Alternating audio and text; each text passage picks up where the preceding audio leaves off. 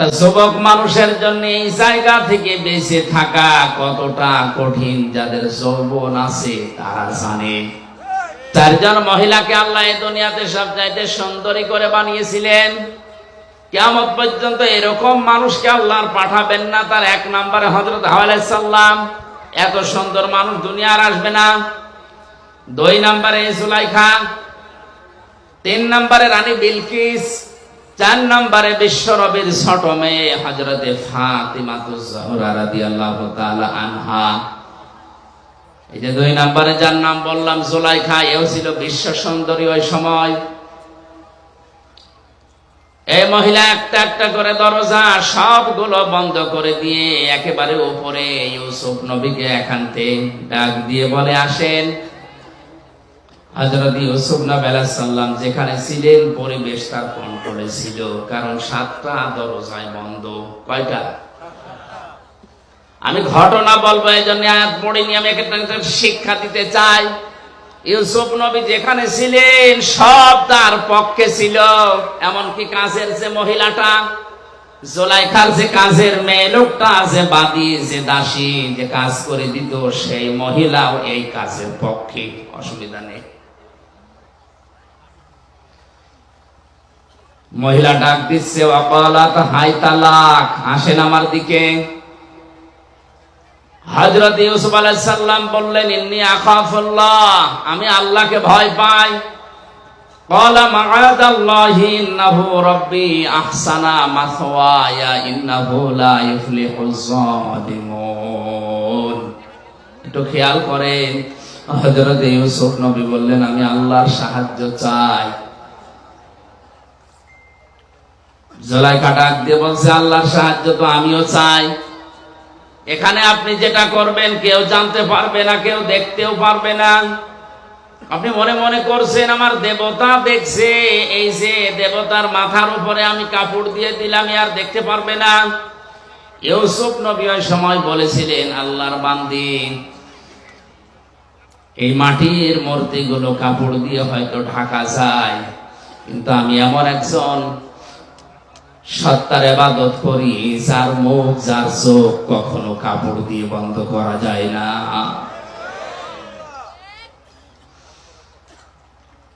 হযরত ইউসুফ আল্লাহর সাহায্য চেয়েছিলেন। এত বড় কঠিন যৌবনে পরীক্ষা চলছে যেটা, হযরত ইউসুফ নবী কঠিন মুহূর্তে তিনি আল্লাহর সাহায্য চাই কথা বলেছিলেন কেন? অথচ তার পরবর্তীতে আল্লাহ পাক বলেন, ওয়ালাকাদ হাম্মাত বিহি ওয়া হাম্মা বিহা লাউলা বুরহানা রাব্বি। এমন একটা পরিবেশ তার কোন অনুকূলে ছিল, তিনি একজন নবী। নবীদের শরীরে এমনিতেই যৌবন বেশি, সাধারণ মানুষের চাইতে নবীদের শরীরে যৌবন কমপক্ষে 27 গুণ বেশি থাকে। কত? আল্লাহর নবীর এই ডান হাতে এই দুনিয়ার 100 মানুষের শরীরে যে শক্তি আছে তার ডান হাতে এই শক্তি ছিল। নবীদের যৌবনও বেশি, তাদের শক্তিও বেশি, পরিবেশে কন্ট্রোলে। যেমন তেমন মহিলা না, বিশ্ব সুন্দরী। আল্লাহ রাব্বুল আলামিন বলেন, হযরতে ইউসুফ কিন্তু মানুষ হিসাবে রাজি হয়ে গিয়েছিলেন, আর ওই মহিলা তো আগেই রাজি। এই আয়াতের কথা যা বলছে ঠিক আছে? আমি যে বললাম ওয়ালাকাদ হাম্মাত বিহি ওয়া হাম্মা বিহা, ইউসুফ নবীও রাজি, জুলাইখাও রাজি, ঠিক আছে? বাংলা অর্থ তো এটাই হয়, ওয়ালাকাদ হাম্মাত বিহি ওয়া হাম্মা বিহা। ইউসুফ নবীও রাজি ছিলেন, জুলাইখাও রাজি আছে। বাংলা অর্থ এরকমই আছে, কিন্তু এটা যদি করে শেষ করে দেন আপনার ঈমান থাকবে? নবীর উপর একটা তহমত চলে যাচ্ছে না? আল্লাহ পাক বলেন, লাউলা বুরহানা রাব্বি, যদি আমার, হযরত ইউসুফ বলেন, যদি আমার রব আমাকে কিছু দলিল, কিছু বুরহান, কিছু প্রমাণ সামনে না দিতেন, তাহলে আমিও ঝুঁকে পড়েছিলাম। কারণ মানুষ হিসাবে আমার ভেতরে যৌবন আছে, শয়তান তো বসে নেই। জেলখানার এই জীবনে মামুনুল হক সাহেব ছিলেন আমার পাশের রুমে। মানুষ হিসাবে মাঝে মাঝে আমাদের হতাশা আসে, কিন্তু কোরআনে কারিমের সমস্ত আয়াতগুলো যখনই পড়তাম, অর্থ ব্যাখ্যা বিশ্লেষণ নিয়ে আলোচনা করতাম, তখন আবার স্বাভাবিক হয়ে যেতাম না। আমাদের মালিক আছেন, তিনি আমাদের ছাড়বেন না। কারণ আমি তো জেনা করে আসিনি, আমি তো মানুষ খুন করে আসিনি, আমি তো টাকা পাচার করে আসিনি। লাউলা আর বুরহানা রব্বি, যদি তার রব তাকে কিছু দলিল আর প্রমাণ না দেখাতেন, তাহলে তিনিও কিন্তু যৌবনের তাড়নায় ঢুকে পড়েছিলেন। কি দেখিয়েছেন? তাফসিরে তিনটা কথা আছে। এক নম্বরে হযরতে ইয়াকুব আলাইহিস সালামকে আল্লাহ ওই ঘরের ভেতরে হাজির করে দিলেন। মনে হচ্ছে ইয়াকুব নবী তার ছেলেকে ডাক দিয়ে বলছে, বাবা ইউসুফ, তুমি কিন্তু জিনা করতে পারো না। দ্বিতীয় নম্বরে হযরতে জিবরাইল ফেরেশতা একটা কাগজ নিয়ে এসেছে। কাগজের উপরে লেখা ছিল, আমি আল্লাহ বলছি ইউসুফ, তুমি কিন্তু জিনা করতে পারো না।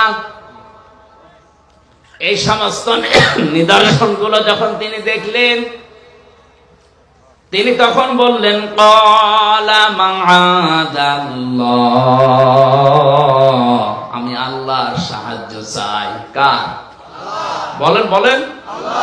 এতটুকুই বলেননি তিনি, ইন্নাহু রাব্বি, নিশ্চয় আমার রব, আহসানা মাসওয়ায়া, আমাকে উত্তম ভাবে লালন পালন করছে। এখানে রব বলতে দুইটা অর্থ আমি পেয়েছি। হযরত ইউসুফ একদিকে হয়তো আমার আল্লাহকে বুঝিয়েছিলেন, দ্বিতীয় নম্বর মিশরের বাদশা আজিজে মিশরকে বুঝিয়েছিলেন। ইউসুফ নবী জুলাইখাকে ডাক দিয়ে বলেছে, জুলাইখা, তোমার যে স্বামী, আমার যে অভিভাবক, গার্ডিয়ান, গাইডলাইন যিনি দেন, আমাকে লালন পালন যিনি বাড়িতে রেখে করেন, তিনিও এক অর্থে আমার রব। যেহেতু তার বাড়িতে আমি আছি, আজ অনেক দিন ধরে লালন পালন করছে, খাবার খাওয়াচ্ছে, থাকতে দিয়েছে, আমি তার বাড়িতে থেকে তার আমানতের খেয়ানত করতে পারি না। ইন্নাহু লা ইফলিহুজ জালিমুন, এটা যদি আমি করি তাহলে জালেম হব, আর জালেমরা কোনোদিন সফল হচ্ছে না, হবে না।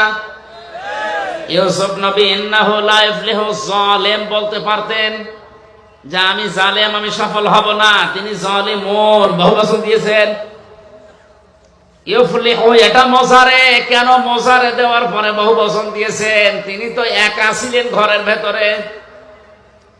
মুফাসসিরিন ইকরাম তাফসিরে কাবীরের ভেতরে আল্লামা ফখরুদ্দীন রাজি লিখেছেন, হযরত ইউসুফ নবী আলাইহিস সালাম যে কথাটা বলেছিলেন, আল্লাহর এত বেশি পছন্দ হয়েছিল ওই সময়, কিয়ামত পর্যন্ত যারা নফসের উপরে, পরিবারের উপরে, সমাজের উপরে, দেশের উপরে, মানুষের উপরে জুলুম করবে, এই জালেমদেরকে আল্লাহ দৃষ্টান্ত হিসাবে আয়াত কোরআনে নাযিল করে দিয়েছেন। জালেমদেরকে আল্লাহ জানাতে চেয়েছেন, জালেমরা তোমরা যা করো না কেন, তোমরা কিন্তু সফল হতে পারছো না, পারবা না। এই জন্য জালেম দুনিয়ায় যারা আছেন তারা থামেন। আজ অনেকেই তার ব্যক্তির উপরে জুলুম করছে, নিজের যৌবনকে যৌবনের তাড়নায় পড়ে ধ্বংস করে ফেলছে। মোবাইল, কম্পিউটার, ইন্টারনেটের মাধ্যমে নিজের যৌবনকে আজ যারা ধ্বংস করে ফেলছে, এটা নিজের নফসের উপরে, শরীরের উপরে জুলুম। এই কথা বলে দেখেন, পরিবারের মা বাবা আপনাকে হোস্টেলে থাকতে দিয়েছে, পুরুষ হোস্টেল, মহিলা হোস্টেল, যাই বলেন, কত কষ্ট করে মা বাবা টাকা পয়সা গুলো আপনার জন্য পাঠায়। আপনি ওইটা নিয়ে ওয়াইফাই লাইন নিয়েছেন, ইন্টারনেট নিয়ে লেখাপড়া বাদ দিয়ে সারাদিন উলঙ্গ নাচ দেখতেছেন। এটা নফসের উপরে জুলুম। এই জালেম যদি কেউ হয়ে যায়, সে সফল হতে জীবনেও পারবে না। আল্লাহ রাব্বুল আলামিন বলেন, কাযালিকা লিনাসরিফা আনহুস সুওয়া ওয়াল ফাহশা ইন্নাহু মিন ইবাদিনাল মুখলাসিন। এইভাবে করে আমি আল্লাহ তার থেকে এই ফায়সা কাজগুলো সরিয়ে নিয়েছিলাম। আমার মুখলেস বান্দাদেরকে আমি এভাবেই সাহায্য করব কিয়ামত পর্যন্ত। আস্তাবাকাল বাবা ওয়া কদ্দাত কমিসাহু মিন দুবুরি ওয়াল ফায়া সাজ্জিদাহা আলাল বাব। قالت ما جزاء من أراد بأهلك سوءا إلا أن يسجن أو عذاب أليم। জ্ঞানী মানুষরা একটু খেয়াল করেন, আল্লাহ রাব্বুল আলামিন বলেন হযরত ইউসুফ আলাইহিস সালাম যখনই বলেছে আমি আল্লাহর সাহায্য চাই, ওই নিদর্শনগুলো দেখার পর জিবরাইলকে বললাম কানের কাছে মুখ লাগিয়ে বলো যে সামনে যাও, যা করা লাগে আল্লাহর কুদরত করবে। হযরত ইউসুফ নবী আলাইহিস সালাম শুধু সামনের দিকে গিয়েছেন, তখনও পর্যন্ত জুলাইখা মনে মনে ভাবছিল দরজা 7টায় বন্ধ, ও সামনে যাই যাবে, বের হতে পারবে না। কিন্তু ইউসুফ নবীর মনের ধারণা যে আমি পারবো না। জিবরাইল আমার কানের কাছে মুখ নিয়ে যা বলেছে এটা তো জুলাইখা শোনেনিও, জানেও না। দেখি আমি সামনে যাই, আল্লাহর কুদরত আমি দেখতে অবশ্যই পাবো। সামনে গেলেন, দরজার কাছে যাওয়া পর্যন্ত দরজা খোলে নাই। এটা তাফসিরে কাবিরের ভেতরে আছে, খাজিনে তাফসিরে খাজিনে মুফাসসির লিখেছেন দরজার কাছে গিয়ে দাঁড়িয়ে আছে, তখনও পর্যন্ত দরজা খোলে নাই। ইউসুফ নবী চিন্তা করছিলেন ওই সময় কি আল্লাহর ওয়াদাও কি মিথ্যা হয়ে গেল? কই আমার জিবরাইল যে কানের কাছে মুখ নিয়ে বলে গেল যে সামনে যান, আমি তো এসেছি প্রায় দরজার কাছে, আর ও মহিলা তো এবার দৌড় দেবে। দরজার কাছে যাবার পরে দাঁড়িয়ে আছেন, চোখ বন্ধ করে ফেলেছেন, মনে হয় আর হবে না। চোখ বন্ধ করার পরে যে চোখ খুললেন, দেখলেন অটোমেটিক দরজা একটা খুলে গেছে। হযরত ইউসুফ নবী ঠিক এই মুহূর্তে দরজার সামনে দাঁড়িয়ে চোখ বন্ধ করে উনি মনে করছিলেন কই জিবরাইল যেটা বললো মেলে না। চোখ খুলে যাকে মিলে গেছে, সামনের দিকে এগিয়ে যাচ্ছিলেন। জুলাইখা চিন্তা করছে কই ধরা গেল না, পেছন দিক থেকে জামা টেনে ধরেছিলেন। হযরত ইউসুফ নবীর শরীরে শক্তি ছিল না। বলেন বলেন, কয়জনের নাম বললাম? 27 জন যুবকের শরীরের শক্তি ছিল কমপক্ষে। এক একজন নবীদের শরীরের ভেতরে একটা মহিলা টান দিয়েছে পেছন দিক থেকে। তিনি এমন জোরে হ্যাঁচকা টান দিয়ে সামনের দিকে গিয়েছে, 7টা দরজায় তো খুলতে আরম্ভ করেছে। মহিলার হাতেও শক্তি কম ছিল না, কারণ সেও তো রাজার স্ত্রী। ভালো ভালো খাওয়ার শরীর, জামা ছিঁড়ে গেছে, তারপরও ধরতে পারে নাই। একেবারে শেষ দরজায় যাবার পরে দেখে বাদশা দাঁড়িয়ে আছে আজিজ মেসের। ডাকতে বলে ইউসুফ কি অবস্থা? ইউসুফ নবী কথা বলতে যাবে তার আগেই জুলাইখা ডাক দিয়ে বলে বাদশা আপনি বাড়িতে নেই, এই সুযোগে আপনার এই গোলাম আপনার স্ত্রীর বেডরুম পর্যন্ত এসে দেখেন কি অবস্থা করেছে। হযরত ইউসুফ নবী বললেন না, এ দোষ আমার না, আপনার স্ত্রীর দোষ।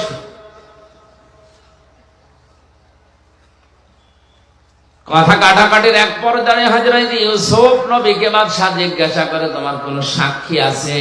হযরত ইউসুফের মনের ভেতরে আল্লাহ ইলহাম পাঠিয়ে দিলেন, হ্যাঁ আছে। ওই যে আপনার শালীর কোলের উপরে যে দুধের বাচ্চা কাঁদতেছে, ওইটাই আমার সাক্ষী। দুধের বাচ্চাটাকে সামনে নিয়ে আসলেন। কোরআনে কারীম বর্ণনা দিচ্ছে, জুলাইখার সঙ্গে সঙ্গে ডাক দিয়েছে বাদশাহ, হে আমার স্বামী, এর কথা আমি শুনতে চাই না। যদি আপনি আমাকে রাখতে চান, আপনার ভাত যদি আমি খেতে চাই, তাহলে এই লোকটাকে হয় জেলখানায় দেওয়া লাগবে, না শাস্তি দেওয়া লাগবে।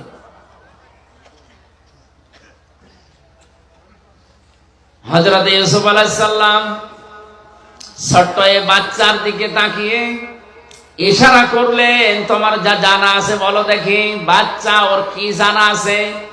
আল্লাহ রাব্বুল আলামিন বলেন ইউসুফ আলাইহিস সালামের কথা শোনার পরেই কিন্তু বাচ্চা কথা বলেনি। চুপ করে যখন ছিল, বাচ্চা ইউসুফ নবীর দিকে চোখ মোটা করে তাকিয়েছিল। আল্লাহ রাব্বুল আলামিন নবীজির এই কঠিন মুহূর্তে যৌবনের এত বড় তাড়নায় যিনি পরীক্ষা দিয়ে পাশ করেছেন, তাকে ফেলে দেবেন না। এই কারণে এই বাচ্চার মুখ দিয়ে আল্লাহ কথা বের করে দিলেন। বাচ্চা ডাক দিয়ে বলে বাদশা, এই পুরুষের জামার সামনের দিকে যদি ছেঁড়া থাকে তাহলে এই পুরুষের দোষ, যদি এই পুরুষের পেছনের দিকে ছেঁড়া থাকে জামা তাহলে আপনার স্ত্রীর দোষ। তখনও পর্যন্ত জুলাইখার হাতে ইউসুফ নবীর জামার পেছনের সাইড ছেঁড়া, হাতে নাতে প্রমাণ। কিন্তু ক্ষমতা যেন কার হাতে? কি শোনেন আপনারা? বাদশার হাতে। জোরে বলেন কার হাতে? হাতে নাতে প্রমাণ। ক্ষমতা যেন কার হাতে? বাদশাহ রায় দিতে চাচ্ছিলেন ইউসুফ নবীর পক্ষে, কিন্তু যেই বলেছে বাদশাহ আমি কিন্তু আপনার ভাত খাবো না, এই কথা শোনার পরে গেছে উল্টিয়ে। হযরত ইউসুফ নবী আলাইহিস সালামের বিরুদ্ধে বাদশাহ রায় দিয়ে দিল, আমি বাড়িতে না থাকার সুযোগে আমার স্ত্রীর বেডরুম পর্যন্ত গিয়ে তাকে নষ্ট করার পায়তারা করেছে, এই জন্য ইউসুফকে আমি 10 বছর জেল দিয়ে দিলাম। কয় বছর? হযরত ইউসুফ আলাইহিস সালামকে 10 বছর জেলের ঘোষণা দেওয়ার সঙ্গে সঙ্গে তার শরীরের যে সাধারণ পোশাক ছিল ওইটা খুলে ফেলা হলো। জেলখানার কয়েদিদের পোশাকটাকে পরানো হচ্ছে, জেলখানার কয়েদিদের যে ডান্ডা বেড়ি তারে দেওয়া হচ্ছে, মাথায় শিকল দিয়ে জেলখানার কয়েদিদের যে টুপি তার মাথায় দিয়ে টানতে টানতে নিয়ে যাচ্ছে। হযরত ইউসুফ নবী আলাইহিস সালাম ওই সময় আকাশের দিকে তাকিয়ে বলেছিলেন, রব্বুল আলামিন তুমি তো জানো আমি জেনা করিনি, তুমি তো জানো আমি ধর্ষক না, আমি মানুষের বাড়ি ঘরে আগুন লাগাইনি। এরপরেও বিনা কারণে ক্ষমতা যার রায় তার, ক্ষমতা যার রায় তার, এ কারণে আমার 10 বছর জেল দিয়ে দিল। আমার কোনো দুঃখ নেই, এদের এই অবৈধ কাজে সাড়া দেওয়ার চাইতে জেলখানার জীবন আমার কাছে উত্তম। জোরে বলেন আল্লাহু আকবার।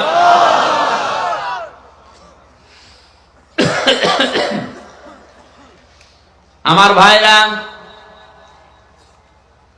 হাজার হাজার বছর আগে হযরত ইউসুফ আলাইহিস সালাম যেটা বলেছিলেন, আজও পৃথিবীতে আনাচে কানাচে অনেক মানুষ এই কথাই বলছে।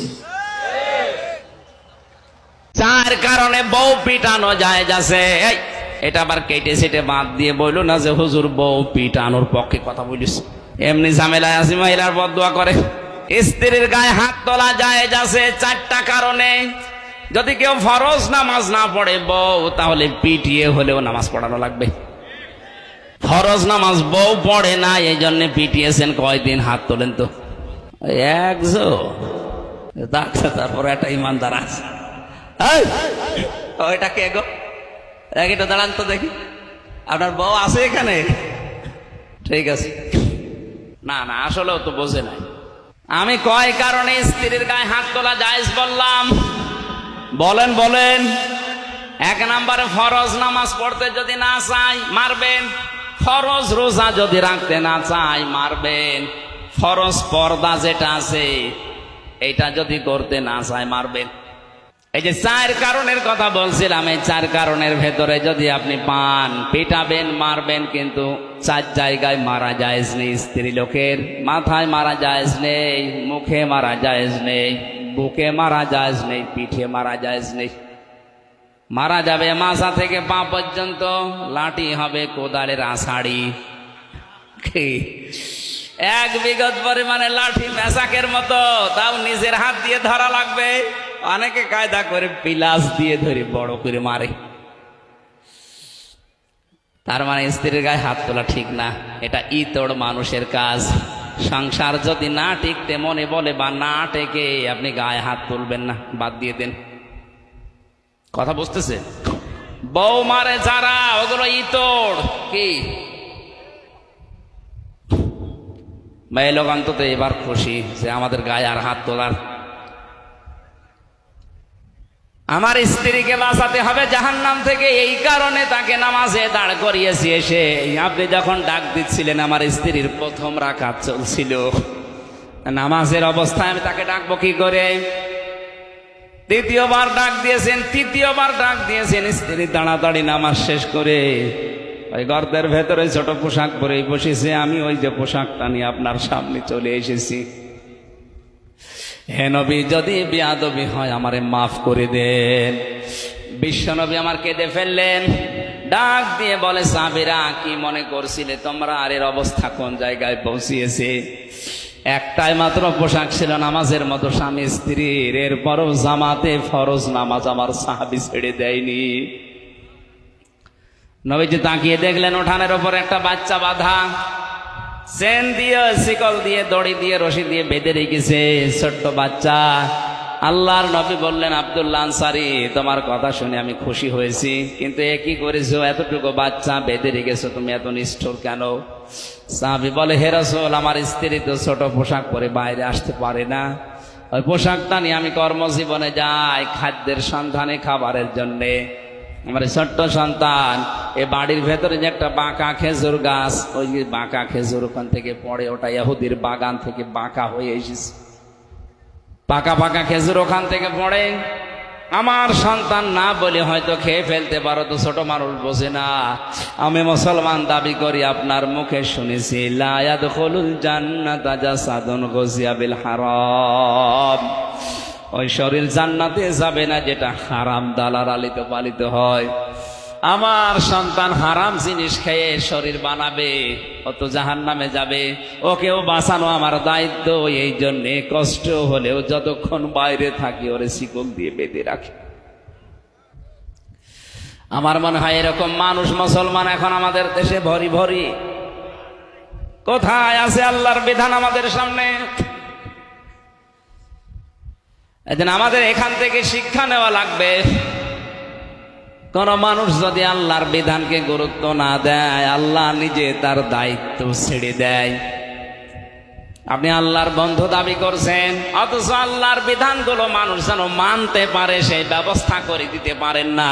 আল্লাহর কসম, আপনি 14 বার হজ করে আসলেও আল্লাহর বন্ধু হতে পারেননি। 2 নম্বরে আমাদের বন্ধু হবে, আল্লাহ বলছেন রসুলকে। রসুলকে বন্ধু পাওয়ার আবার 4টা শর্ত আছে। সূরা বাকারায় আছে 129 নম্বর আয়াত, 151 নম্বর আয়াত,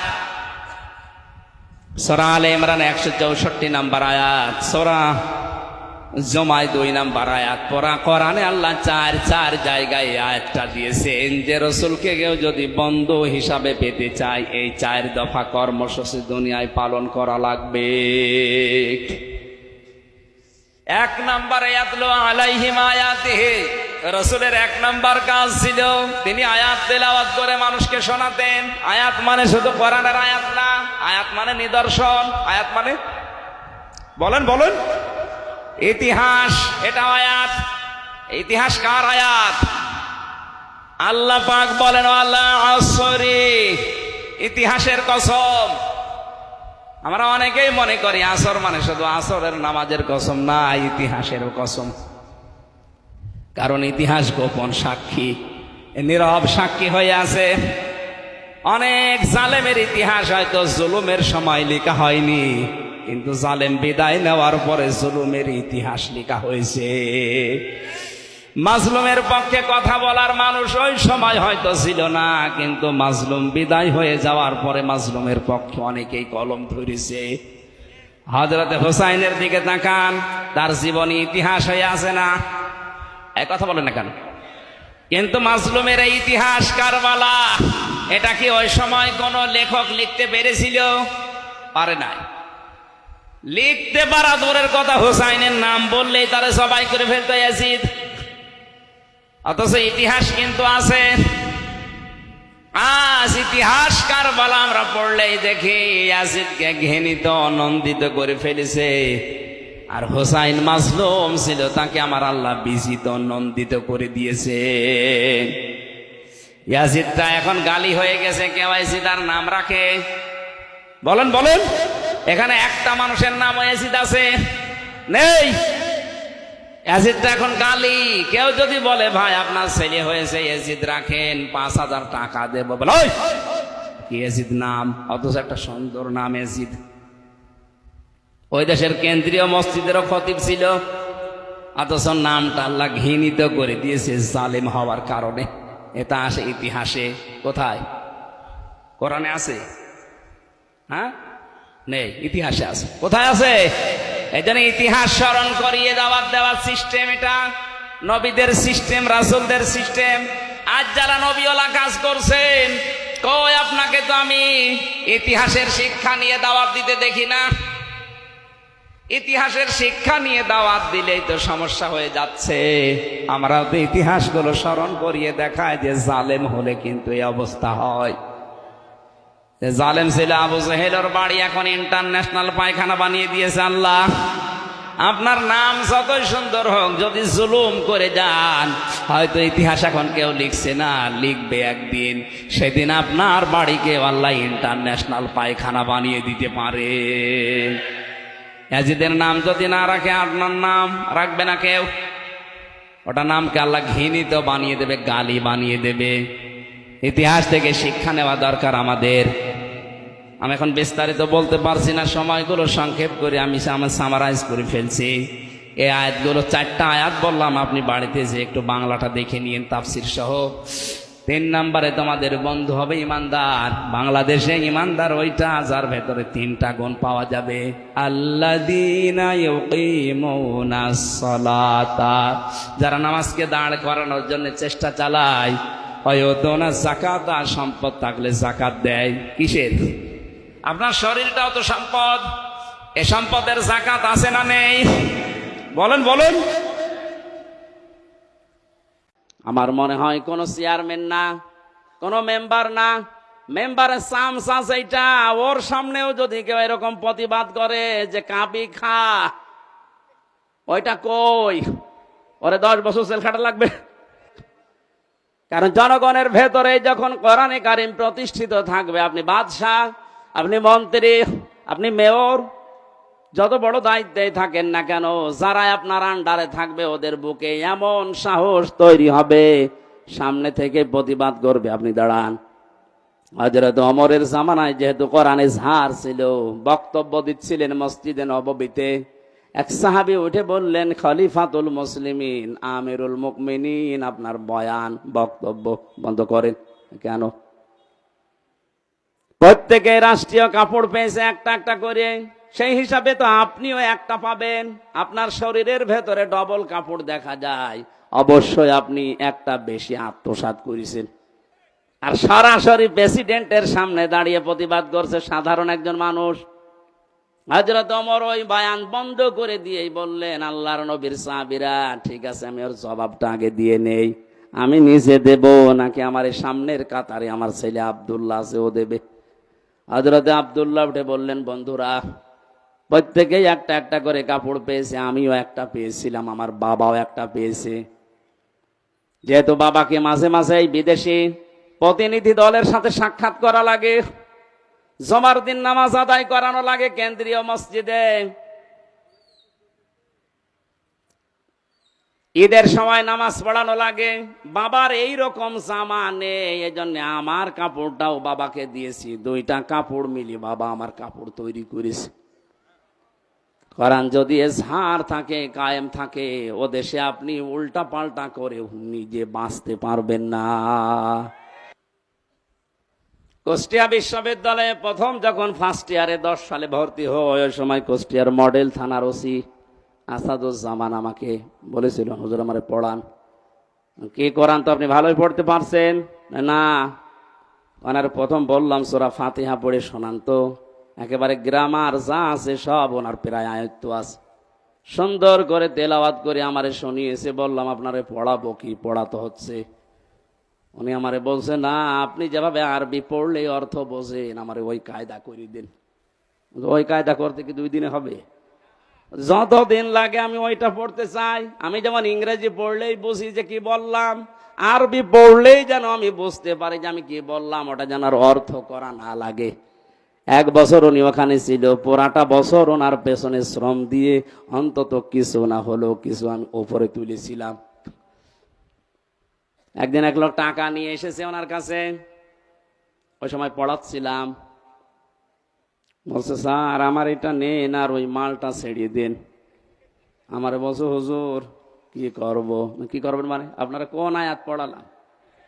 ওই দিন আবার ছিল ঘুষের আয়াত, লা তাকুলু আমওয়ালাকুম বাইনাকুম বিল বাতিল, আয়াত পড়াচ্ছিলাম। আপনারা কেবল পড়ালাম কি? বলছে হ্যাঁ আমি বুঝে ফেলেছি। ওই সময় দেখলাম নিলেও না রোগটারে গরম দিলে, বেটা আমি কোরআন পড়ে আর তুমি ঘুষ দিচ্ছ। তাড়িয়ে দিয়েছিল ওই সময়, পরে নিয়েছে কিনা আমি জানি না। তো ওই রকম যদি হাদিয়া মাসে 10টা পায়, ওর বেতন নেওয়া লাগে। এখন রিটায়ার্ড করেছে স্যার, দোয়া করি স্যারের জন্য, স্যার যেন যেভাবে ছিল ওই সময় ওটা যেন মরণ পর্যন্ত টিকে থাকতে পারে, বলে না আমিন। আমার ভাইরা, আমি যেটা বোঝাতে চাচ্ছিলাম, কোরআনে কারিম যারা এই 4টা শর্ত মেনে পড়ে আর একে ইজহার করার জন্য দুনিয়ায় চেষ্টা চালায়, কায়েম করা, প্রকাশ করা, প্রতিষ্ঠিত করা, স্পষ্ট করা, দাঁড় করানো, এটা যদি দাঁড় হয়ে যায় আপনি বাধ্য হবেন হালালকে হালাল জানার পরে মেনে নিতে। আপনি পারবেন না হালালকে হালাল জানার পরে মেনে না নিতে পারবেন না, এ পরিবেশ তৈরি হয়ে যাবে।